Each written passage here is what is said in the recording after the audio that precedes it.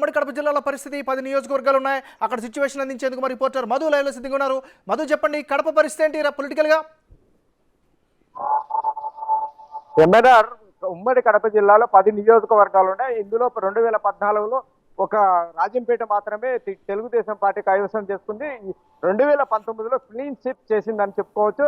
అయితే 2024 ఎలక్షన్లు అధికారం అడ్డం పెట్టుకొని అవినీతికి పాల్పడినాడనే ఆరోపణలతో 4 సీట్లు రావచ్చు అనే టాక్ నడుస్తుంది. అయితే ఇక్కడ 4 సీట్లు తెలుగుదేశం పార్టీ కొట్టే అవకాశం ఉంది. అయితే బీజేపీ ఒక స్థానం కోరుతుంది, అలాగే జనసేన పార్టీ కూడా ఒక స్థానం కోరుతుంది. అయితే ఇక్కడ మరో ట్విస్ట్ ఉంది. వైఎస్ కుటుంబీకులలోనే వైఎస్ సునీత ఒక వైపు, మరోవైపు వైఎస్ షర్మిల కూడా జగన్ మా అన్న అయిన జగన్ కి ఓటు వేయొద్దనే ప్రచారం ముమ్మరం చేయడంతో ఇక్కడ ఈసారి కడప నియోజకవర్గంలో తప్పుగా ఉండే విషయం ఉంది. కాబట్టి అయితే ఇక్కడ జమ్మలమడుగు నియోజకవర్గం కావచ్చు, కమలాపురం నియోజకవర్గం కావచ్చు, పొద్దుటూరు నియోజకవర్గం కావచ్చు, అలాగే కడప నియోజకవర్గం కావచ్చు, ఇక్కడ ఈ 4 నియోజకవర్గాల్లో టఫ్గా ఫైట్ అయ్యే అవకాశం ఉంది ఎంఎన్ఆర్.